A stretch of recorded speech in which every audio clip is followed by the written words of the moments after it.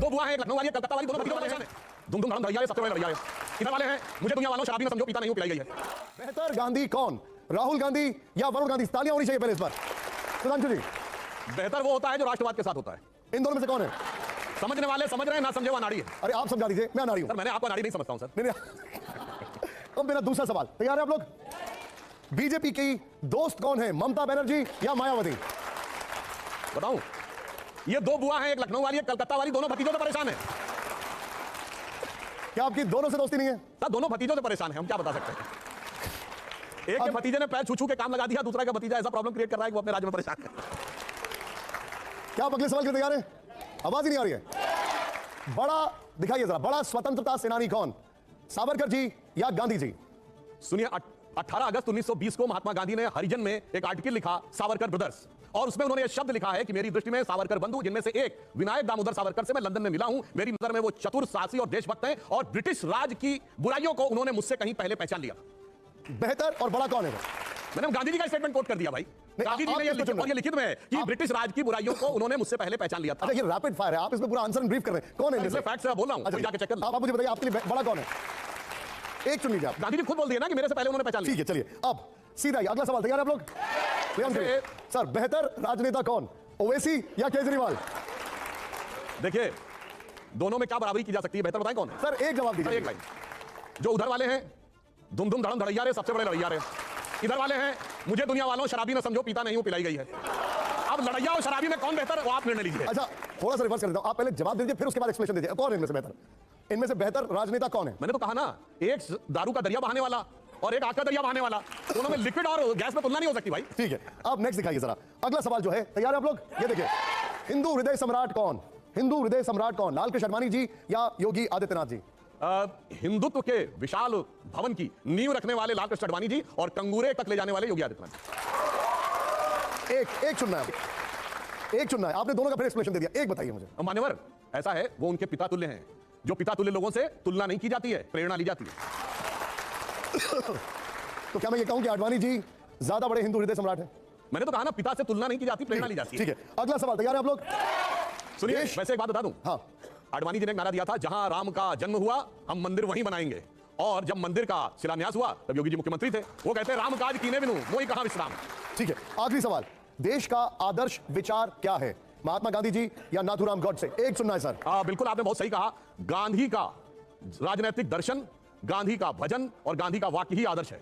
गांधी का राजनीतिक दर्शन था राम राज्य, गांधी का अंतिम शब्द था हे राम, गांधी का रोज का भजन था रघुपति राघव राजा राम। नाथूराम गोडसे ने गांधी के शरीर की हत्या की, और जिस दिन हलफनामा देकर कोर्ट में कहा गया कि राम काल्पनिक थे, उस दिन गांधी की आत्मा की हत्या हुई। ठीक है, अब मैं कुछ सवाल यहां से लेना चाहूंगा।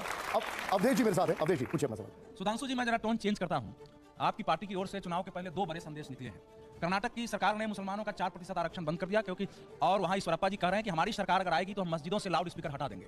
दूसरी ओर प्रधानमंत्री जी ने कल कहा, जिसकी चर्चा भी हुई है, कि भ्रष्टाचारी एक साथ हो रहे हैं। तो क्या भारतीय जनता पार्टी आगामी विधानसभा चुनाव, लोकसभा चुनाव के पहले एक ओर वोटों का इसी आधार पर लोगों का ध्रुवीकरण चाहती है, और दूसरी ओर भ्रष्टाचार के आधार पर राजनीतिक ध्रुवीकरण की ओर देश को ले जाना चाहती है? पहली बात आपने कही तो बहुत स्पष्ट कर देना चाहता हूं, भारत के संविधान में धार्मिक आधार पर आरक्षण का कोई प्रावधान नहीं। कोर्ट एक नहीं कई बार स्टक डाउन कर चुका था। कर्नाटक सरकार ने आर्थिक रूप से कमजोरी के आधार पर मुस्लिम समाज की कुछ जातियों को किया था, तब ईडब्ल्यूएस का रिजर्वेशन का कैटेगरी नहीं थी। अब इकोनॉमिक वीकर सेक्शन की कैटेगरी हो गई, तो ऑटोमेटिकली उसमें मर्ज हो गए।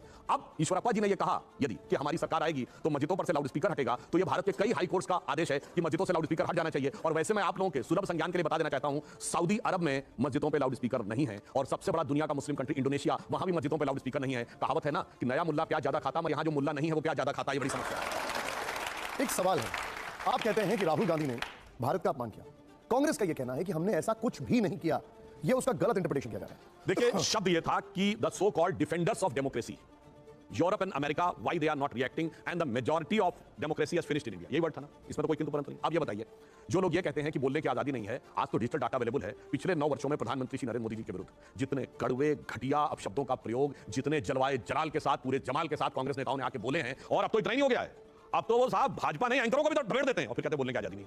ये कितना यथार्थ के विपरीत है। और दूसरा, मुझे दुख इस बात का है, आपको पता है इस देश दुनिया में कितने परसेंट पॉपुलेशन डेमोक्रेसी में है? केवल 30%। इसमें 16% हम हैं। अगर भारत को हटा दिया सिर्फ 14% है। Look at the entire eastern hemisphere, eastern Europe से जापान, सिर्फ 3 देशों में सस्टेनेबल कांस्टेंट डेमोक्रेसी है, जापान, ऑस्ट्रेलिया और भारत। ऑस्ट्रेलिया तो एक्सटेंशन ऑफ यूरोप है, जापान में भी कॉन्स्टिट्यूशनल मोनार्की है, pure absolute consistent democracy in the entire eastern hemisphere. हम डिफेंडर्स ऑफ डेमोक्रेसी हम है भाई। वो कौन होते बोलने वाले? और इनकी आदत यही नहीं है। जब इनकी सरकार थी तब याद करिए भारत के 60 सांसदों ने यूएस सेनेट को लिख के भेजा था कि मोदी जी को वीजा मत दीजिएगा, जबकि मोदी ने वीजा के लिए कभी जिंदगी में अप्लाई नहीं किया था। ये क्या था? भारत की संप्रभुता का अपमान, भारत के लोकतंत्र का अपमान, भारत की न्याय व्यवस्था का अपमान कि आप दूसरे देशों में जाके गुहार लगाते हैं। इसलिए हमने कहा यह भारत का अपमान था और यह आपकी फितरत है पहले से लेके और आज तक। ठीक है। अब सुधांशु जी, मेरा आपसे एक पर्सनल रिक्वेस्ट है, अब आपको जो भी जवाब देना है वो आपके बगल में प्ले कार्ड एक रखा हुआ है, यस और नो, कैमरा सामने लगा हुआ है। आपको जो एक्सप्लेनेशन दे रहा है वो बाद में दे दीजिएगा, लेकिन पहले यस एंड नो जरूर दीजिएगा। मैं आपसे एक रैपिड फायर कर रहा हूं, बड़ा ठंडा ऑडियंस है, आप तैयार हैं कि नहीं है? और अगर आपको जवाब नहीं देना है तो आप एकदम स्ट्रेट प्ले कार्ड दिखा दीजिएगा यहां पर सुधांशु जी। मेरा पहला सवाल है, मैं आपको जो अपना पहला सवाल वहां उस तरफ मुझे जाने को बताया गया। ये देखिए, अब जरा मैं अपना आपसे पहला सवाल पूछा हूं, जोरदार तालियों। सुधांशु जी, आपका कैमरा वो सामने वहां पर है। मेरा पहला सवाल है आपसे, बीजेपी में परिवारवाद नहीं है? जवाब सर यस, ओके। आप कह रहे नहीं है? अब एक्सप्लेनेशन कर दूं? एक्सप्लेन अभी करें बात। लेकिन येदियुरप्पा के बेटे और देखिए, परिवारवाद और परिवार के व्यक्ति में होने में क्या अंतर है? किसी नेता का बेटा या बेटी राजनीति में नहीं आएगा या प्रतिबंध नहीं लगाया जा सकता, पर पूरी पार्टी की विरासत मेरे बाद मेरे ही परिवार के हाथ में रहेगी, परिवारवाद है। जैसे निशांत जी एंकरिंग कर रहे हैं, अब ये नहीं हो सकता इनके परिवार का कोई व्यक्ति पत्रकारिता में नहीं आएगा या टीवी 9 चैनल नहीं ज्वाइन करेगा, पर परिवारवाद ये होता है जब भी मैं इस शो की एंकरिंग छोड़ूंगा तो उसके बाद एंकर कोई मेरे परिवार का बनेगा, या भाजपा में नहीं है। दूसरा सवाल, हिंदू धर्म ग्रंथों की फिर से समीक्षा होनी चाहिए, हाँ या ना? ओके, नहीं होनी चाहिए, बता दें। नहीं होनी चाहिए, ठीक है। उसका कारण बता दें। बताइए। देखिए साहब, समीक्षा वो करे जिसके पास समीक्षा लायक बुद्धि हो गई हो। और मैं उदाहरण के एक बात बोलना चाहता हूं, अभी हम नवरात्र के इस पर्व में हैं, नवरात्र का पर्व हमारा चल रहा है। ये बताइए, आदि शक्ति स्त्री के रूप में उत्पन्न हुई। मैं चुनौती से कहता हूं, दुनिया में कोई उदाहरण बताइए जहां भगवान के केस में स्त्री तत्व को स्थान दिया गया हो। इनिशियल एनर्जी शुरू हुई, सिर्फ पुरुष मानी गई, हमारे यहां स्त्री मानी गई है। और मैं एक छोटी सी बात देता हूं, युवा पीढ़ी को शायद ध्यान रहे, आपने कभी ध्यान दिया, यहां 9 दुर्गा के रूप है। हमारे यहां बहुत सारे देवता तो अलग हैं, दुर्गा में भी 9 रूप हैं। यानी इट्स लाइक पीएचडी कि एक सब्जेक्ट का एक एक्सपर्ट है। तो जो लोग ये कहते हैं एक ही है, वो केजी वाले हैं। अब ये कहना वो हुआ कि केजी पढ़ा कोई कहे कि पीएचडी वाले की समीक्षा होनी चाहिए तो मुश्किल है। वैसे मैं एक इंटरेस्टिंग थोड़ा समझ लेता हूं। देखिए, जैसे ही हमारे यहाँ 9 वर्ष शुरू होता है तो शक्ति की आराधना शुरू होता है। हमारे माना गया है कि चैत्र शुक्ल प्रतिपदा को सबसे पहले यूनिवर्स क्रिएट हुआ था। यूनिवर्स कैसे क्रिएट होगा? एनर्जी जहां से क्रिएट होगी। तो प्रथम कौन है? Shailputri, nascent energy. द्वितीयम Brahmacharini, now the chest and pure energy. तृतीयम चंद्रघंटेति, यानी अब वो फुल्ली डेवलप्ड एनर्जी है। चौथी कुष्मांडा, अब वो प्रोजनी में भी आ रही है। समझ रहे? 5वीं स्कंद माता, उसमें से नए क्रिएशन हो रहे हैं, इसीलिए अंतिम सिद्धदात्री है। This is the process of evolution of energy. अब कई लोग बताएंगे और कहेंगे समीक्षा करो, पहले पढ़ तो लो, परीक्षा दे दो तब समीक्षा करो। लेकिन भागवत जी ने खुद समीक्षा की बात की है, भागवत जी ने खुद समीक्षा की बात की है कुछ ग्रंथों को लेकर। अब एक और बात बता दूं, ये जिसकी तरफ कह रहे हैं मैं अपने आप वो विषय ले लेता हूं कि साहब रामचरितमानस में फलाना जगह एक लाइन लिखी हुई है और उसका मीनिंग ये हुआ, क्या कहा जाता है? SC ST एंड OBC इस समाज का अपमान है। मान्यवर 1990 में मंडल कमीशन आया, उससे पहले ऑफिशियली सरकार की नजर में कोई OBC नहीं था। 1960 के दशक से पहले OBC वर्ड ही नहीं था। मतलब जो चीज ही 60 साल पहले नहीं थी, 600 साल पहले चेप दी जाके। SC वर्ड 1937 में आया, यानी 85 साल पहले, वो भी 500 साल पहले जाके चिपका दिया। तो इसलिए हम ये कहना चाहते हैं वो बात किस संदर्भ में, कहां लेकर कैसा एक्सट्रापोलेशन किया जाता है समाज में लड़ाने के लिए। और मैं एक ही बात कह दूं, ज्यादा नहीं, इन लोगों के साथ एसटी दलितों को कहने लगे बाद में। कहां दलित तो पहले भी थे, कौन कहने लगा? व्यवस्था थी। अब आप सुनिए, इनको उदाहरण देते हैं, उन्हें उदाहरण देता हूं। शूद्र कौन थे? कौन थे? उसी शूद्र को मैं बात कहना चाहता हूं, सुनिए। एसटी शेड्यूल ट्राइब करने लगे, सुनिए, शेड्यूल कास्ट करने लगे। सुनिए। अब शेड्यूल कास्ट के बाद नई भाषा फ्रेंच आई इस देश में, तो देखिए भावावेश के बीच में आ गए। मैं बता देता हूं, जाके किताब पढ़िए डॉक्टर अंबेडकर की who were Shudras, chapter number 1, page number 1, paragraph number 3, उन्होंने लिखा है there is no connection of modern day schedule caste with Vedic Shudras. अब आप उससे ज्यादा बड़ा ज्ञानी है तो अलग बात। अच्छा ठीक है, अब मेरा अगला सवाल अशोक भाई प्लीज। अशोक भाई रैपिड फायर चल रहा है, एक मिनट। अब मेरा सवाल है, वीर सावरकर ने कभी अंग्रेजों को माफीनामे नहीं लिखे थे, हाँ या ना? ओके, हाँ। अब एक्सप्लेनेशन कर दूं? हाँ। ऐसा था, आप कह रहे नहीं लिखे थे? नहीं सुनिए, मैं कहना चाह रहा हूं, नहीं मैं थोड़ा सा क्लैरिटी चाहता हूं, लिखे थे कि नहीं लिखा था? हाँ। और एक बार महात्मा गांधी के कहने पे लिखा था, तो आपको नो दिखाना होगा। अब आपको सुनिए, तो मैं बात इसलिए स्पष्ट करना चाहता हूं, ये माफी जिस संदर्भ में कह रहे हैं, जिस संदर्भ में आप माफी कह रहे हैं, उस संदर्भ में माफी तमाम लोग उस जमाने में लिखते थे। मगर आपको एक रोचक बात बता दें, बगैर माफी किसी की सजा माफ हुई आपको पता है? सावरकर जी ने जब 1920 में तमाम लोगों की माफियां हो गई, तब गांधी जी ने अपने आर्टिकल में लिखा कि मुझे इस बात का दुख है कि सावरकर बंधुओं को क्यों नहीं माफी दी जा रही है। उन्होंने ब्रिटिश गवर्नमेंट को लिखा। शकील सान्याल ने लिखा कि शायद जैसा कि हमारे प्रांत में समर्थन है वैसा क्यों नहीं है। तब उसके बाद गांधी ने उनको लिखा कि आप एक बार माफीनामा लिखिए। जिसको आप माफीनामा कहते हैं वो वास्तविकता में क्या था, वो एक रणनीति के तहत किया गया कार्य रहता था। परंतु एक ऐसा उदाहरण है बगैर माफी की सजा माफ हो गई। जानते क्या? नेहरू जी को 1923 में नाभा में जेल हुई।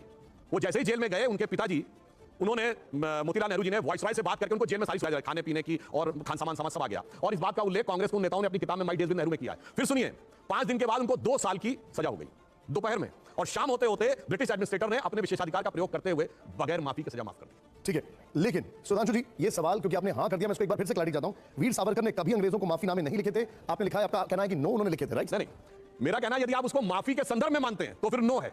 ठीक। अब अगला सवाल, महबूबा मुफ्ती से गठबंधन बीजेपी की भूल थी, यस और नो? कोई सवाल नहीं।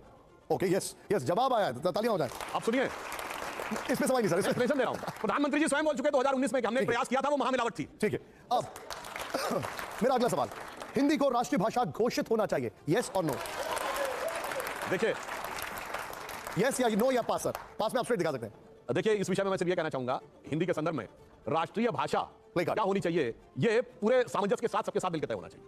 प्ले कार्ड में यस और नो सर बता दीजिए, आपकी राय क्या? Play card sir. अगर आप ये कहने का प्रयास कर रहे हैं तो मैं सिर्फ एक बात कहना चाहता हूं, हिंदी का भारत की राष्ट्रीय भाषाओं के साथ बहुत गहरा संबंध है, मगर अफसोस कि आज ये जो सवाल पूछा जाता है वो लड़ाई लगवाने के लिए पूछा जाता है। नहीं, सवाल बिल्कुल लड़ाई लगवाने के लिए पूछा जाता है, और मैं जवाब देना चाहता हूं। मराठी भाषा में सबसे बड़ा नाटक है जानता राजा, और जानता राजा जब समाप्त होता है तो शिवाजी के राज्य के बारे में क्या छंद बोला जाता है? इंद्र जम पर बाड़ो सुवम पर रावण सदम पर रघुकुल राजे। ये हिंदी और अवधी में लिखा हुआ है, मगर मराठी और हिंदी में लड़ाई लगवानी है।